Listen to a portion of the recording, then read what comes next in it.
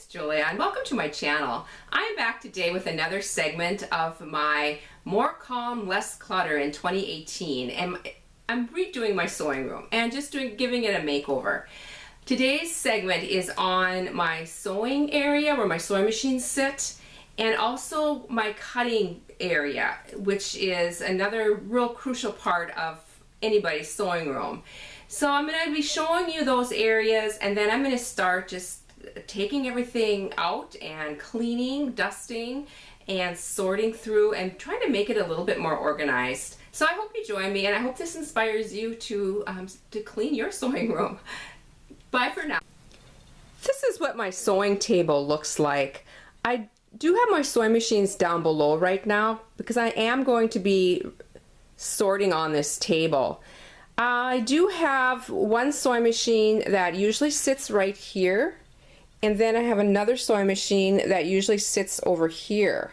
However, this area is just too tight for my sewing machine to fit, and so I am going to work on getting both of my sewing machines on this 6-foot table, one on this end, one on the other end. My floor is like a laminate floor, and my chair rolls really easily on it, and so I'll be able to roll back and forth on from one sewing machine to another as I need. This is where my main sewing machine will be sitting, and I have this little cabinet that I've had for almost 30 years. It is a wood cabinet with 3 drawers. When I first graduated from college, I was working in a fabric store, and this is a DMC floss organizer, and this was the store display. And DMC decided to use some other kind of rack, and so the employees were able to take these, and I was lucky enough we actually had to draw names or draw our names out of a hat, but I was lucky enough to get one, and I have been using it ever since as basically where I keep all my bobbins and my needles and pins, my things that I need for my sewing machine, extra feet, that type of a thing. And it is very messy, but you can tell how the floss used to go on each one of these. And so I basically need to sort and clean, and yeah, you know. So that for sure I'm going to work on. Also, this little cubby is the things that I use like every day when I sew my pins, my pin cushion, this is like a stitch and tear stabilizer that I use, and this needs to be sorted out and cleaned. So and some of these things can be swapped out. Some of these things in this can be put in here and vice versa. So I'll be working on that. Actually, this area I don't think is going to take me very long, and it's really not too bad. I do want to do some labeling so I get things put back in the right drawer.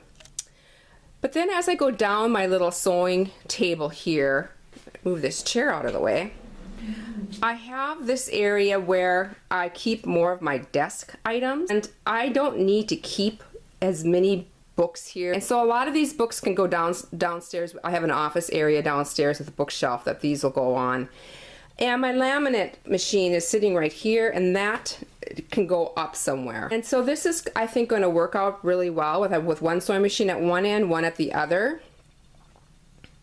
This is my cutting area. I have my tables at counter height, and so this is my standing area, and it's in an L shape. I do have on the back side of this folding cutting table these baskets that I use, you know, every day as I'm sewing. I'm shoving things in there. These need to be sorted and labeled. I have some interfacing kind of thing in this one, more of my technical extra cameras and cords in this one. My scraps of muslin that I use all the time, little scraps here and there, and also my scraps of batting or fleece for my quilting fleece. And then on the bottom shelf, I meant for these to be one basket of things I need to put away, and the other basket of discarded things that I need to throw away. And so as I'm cutting, I can just stuff them in whatever basket I need. But there's so, it's just all, they're all mixed up, they're not labeled. So I need to get that stuff put away, the stuff thrown that needs to get thrown, and then these labeled. And then here I keep my current designs. A lot of these are on some of my things on Etsy. That'll probably stay with the way it is. Up on top, again, I do have this box that I put scissors and my rotary cutter, some of my rulers, some of the things that I need on a daily basis. Again, that box works great. It's put away, I don't see it. It's very handy, but it does need to be labeled so I know what for sure I'm putting in there. And then this all needs to be dusted. It's thick with dust. So I'll be working on that.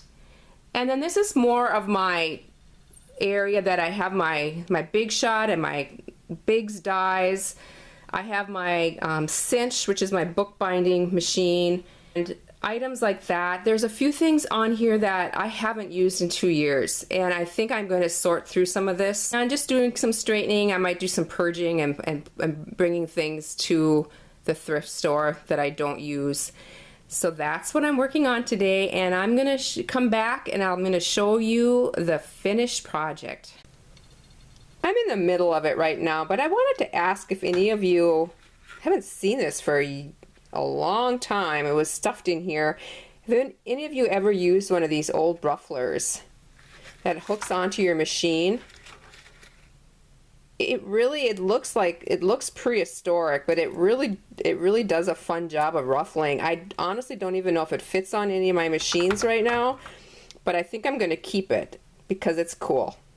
My little organizer by my sewing machine area is complete. This is going to work out so nice. I did get it labeled also. So just a few of the things I have in here, my oil, labels, some of my blades.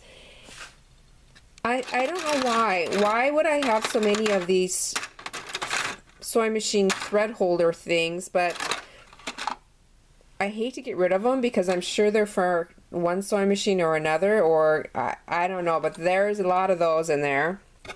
Machine needles. And in this one, I have my safety pins and all of my different feet and sewing machine accessories. My transfer pins are in there. And then in the bottom drawer, my bobbins, sorted by metal and plastic. I just purchased these bobbin organizers on Amazon. They were packaged in a set of 2. I'm using one for my plastic, one for my metal, and I can see the bobbin thread so much easier, and this is working out really well. And then also my sewing needles. Do you guys remember these? How they used to have these promotional little gifts for Christmas or whatever that businesses would hand out? I have several of them, and I really love them, and a lot of them aren't complete, but I am thinking I might put these on display somewhere in my sewing room. They just make me happy. So all that is in there. And then this little cubby I kept really simple, and this is my stabilizer that I use a lot, and this little thing will pull out if I want, and I can set it wherever. But so that's right there. I was really able to streamline this area and condense and combine things. I had so many pens and erasers and paper clips. Was able just to get them all into this unit. This one ended up empty, and was able to put my laminate machine right up here. I only use that maybe a couple times, only once a month, and so I don't need it out or plugged in, but it's nice to have it convenient. All my receipts go in here, and that's a system that works well for me. I just sort through them every 3 months or so. And I'm going to back up, and you can see I did get my sewing machines up here, up on the table, and you can see how that is all going to work for me. And I have my chair that's on rollers, and I'll be able just to go roll back and forth when whatever I'm using and needing. So that area is done and is looking So much better and so much more organized. And now it's on to my cutting area and my pressing area.